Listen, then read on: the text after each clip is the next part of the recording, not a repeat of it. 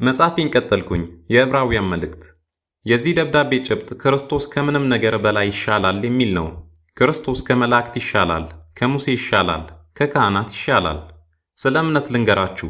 ምዕራፍ 11 ላይ ስለ እምነት የጻፍኩት መልእክት በብዙዎች ዘንድ ተወዳጅነትን ያተረፈ ነው። እምነት ተስፋ ያደረግነው ነገር እንደሚፈጸም እርግጠኛ የምንሆንበት፣ የማናየውም ነገር እውን መሆኑን የምንረዳበት ነው። ከዚያም ብዙ የእምነት ሰዎችንና እምነታቸው በምን መልኩ እንደነበር ጽፌላችኋለሁ። አብርሃም ሕይወቱን በሙሉ እግዚአብሔርን የተከተለው በእምነት ነበር። ኖህ በደረቅ መሬት ላይ መርከብ የሠራው በእምነት ነበር። ሙሴ ፈርዖን ፊት የቆመውና እስራኤልን ከግብፅ ያወጣው በእምነት ነበር። ዝሙት አዳሪዋ ረዓብ እንኳን የተጠቀሰችው በእምነቷ ነው። እንግዲህ እነዚህን የመሳሰሉ ብዙ ምስክርነቶች እንደ ደመና በዙሪያችን ካሉልን ሸክም የሚሆንብንን ሁሉ በቀላሉም ተብትቦ የሚይዘንን ኃጢአት አስወግደን በፊታችን ያለውን ሩጫ በጽናት እንሩጥ። የእምነታችን ጀማሪና ፍጹም አድራጊ የሆነውን ኢየሱስን እንመልከት። ሕይወት ማራቶን እንጂ የአጭር ርቀት ሩጫ አይደለችም። አድካሚና አስቸጋሪ ሊሆን ይችላል፣ ግን ዓይናችንን ክርስቶስ ላይ መትከል ይኖርብናል። ሩጫውን ያስጀመረን እሱ ነው፣ እንድንጨርስም የሚረዳን እሱ ነው። አስጀምሮ አይተወንም። ኢየሱስ ክርስቶስ ትናንትና፣ ዛሬ እስከ ዘላለምም ያው ነው። መጽሐፌን ቀጠልኩኝ። የጢሞቴዎስ መልእክት። ጢሞቴዎስ በጣም የምወደው መንፈሳዊ ልጄ ነው። ገና ወጣት ቢሆንም የቤተ ክርስቲያን መሪ ነው። በኤፌሶን ያለችውን ቤተ ክርስቲያን ነበር የሚመራው። የኤፌሶንን ቤተ ክርስቲያን መምራት ግን ቀላል አልነበረም። ገና ወጣት ስለነበር የቤተ ክርስቲያኒቱ አባል የሆኑት በዕድሜ ገፋ ያሉት ሰዎች መሪነቱን አያከብሩም ነበር። በዚህም ምክንያት ይህን መልእክት ጻፍኩለት። ወጣትነትህን ማንም አይናቅ፣ ነገር ግን ለሚያምኑት በንግግርና በኑሮ በፍቅር በእምነትና በንጽህና አርአያ ሁንላቸው። በዚያ ሌላም ችግር ነበር። የሐሰት አስተማሪዎች ነበሩ። እነዚህ ሰዎች ሌሎችን ግራ የሚያጋባ ትምህርት እያስፋፉ ተጽዕኖ ሲያሳድሩ ነበር። እኔም ለጢሞቴዎስ እንዲነገርኩት የሕግ መምህራን ለመሆን ይፈልጋሉ። ሆኖም ስለሚናገሩት ወይም አስረግጠው ስለሚሟገቱለት ነገር አያውቁም። እነዚህ ሰዎች ትክክል ያልሆነን ትምህርት በድፍረት ያስተምራሉ። እኔም ለጢሞቴዎስ እንዲህ አልኩት፣ አንተ ደግሞ እውነት የሆነውን በድፍረትና ጮክ ብለህ አስተምር። እነርሱ ስለሚያስተምሩት ትምህርት ዕውቀቱ የላቸውም። በቤተ ክርስቲያኒቱ ካሉት አንዳንዶቹ ደግሞ የቤተ ክርስቲያን መሪነት፣ ሥልጣንና ሀብት ለማግኘት እንደ አንድ መንገድ አድርገው ይመለከቱት ነበር። ስለዚህ ይህን መልእክት ጻፍኩኝ። እውነትን በተቀሙና መንፈሳዊ ነገር ትርፍ ማግኛ በሚመስላቸው አእምሮ በጎደላቸው ሰዎች መካከል የማያባራ ንትርክ ያመጣሉ። ነገር ግን እውነተኛ መንፈሳዊነት ባለን ነገር ከመርካት ጋር ትልቅ ትርፍ ነው። ምክንያቱም ወደ ዓለም ያመጣነው ምንም ነገር የለም። ምንም ነገር ይዘን መሄድም አንችልም። ነገር ግን ምግብና ልብስ ካለን ያ ይበቃናል።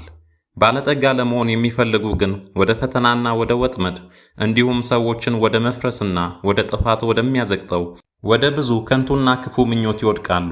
ምክንያቱም የገንዘብ ፍቅር የክፋት ሁሉ ስር ነው። አንዳንዶች ባለጠጋ ለመሆን ካላቸው ጉጉት የተነሳ ከእምነት መንገድ ስተው ሄደዋል።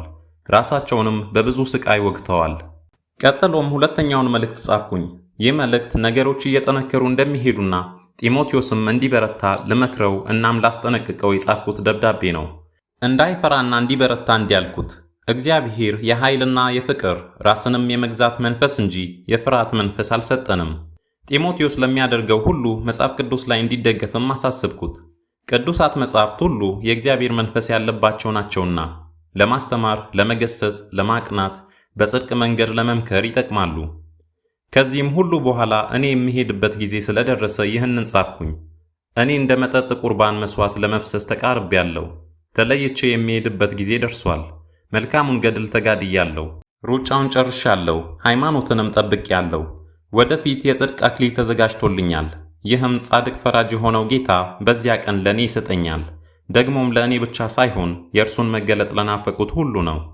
እናም ወዳጆቼ ሙሉ ታሪኬ ባጭሩ ይህን ይመስላል።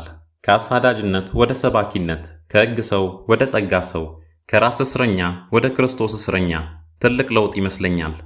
ከለውጡ በኋላ እንዳጫውትኳችሁ ብዙ ነገር ተፈጥሯል። መመታት አጋጥሞኛል። የመርከብ መሰበር፣ በድንጋይ መወገር፣ ከከተማ መባረር፣ እስር ቤት መጣል። ግን በአንዱም አልጸጸትም። እንደነገርኳችሁ ነው። መልካሙን ገድል ተጋድያለሁ፣ ሩጫውን ጨርሻለሁ፣ ሃይማኖትንም ጠብቄያለሁ። አሁን ደግሞ የእናንተ ተራ ነው። አድምጡኝ። ጸንታችሁ ለመቆም አትፍሩ። ዓለም ሊቃወማችሁ ይችላል። ሰዎች ሊሰድቧችሁ ይችላሉ። ለጢሞቴዎስ እንደነገርኩት ልንገራችሁ፣ እግዚአብሔር የኃይልና የፍቅር ራስንም የመግዛት መንፈስ እንጂ የፍርሃት መንፈስ አልሰጠንም። እናም ምንም ቢፈጠር ደስታ ከእናንተ አይለይ። ከልቤ ነው የምላችሁ። እስር ቤት ሆኜ ነው የጻፍኩት።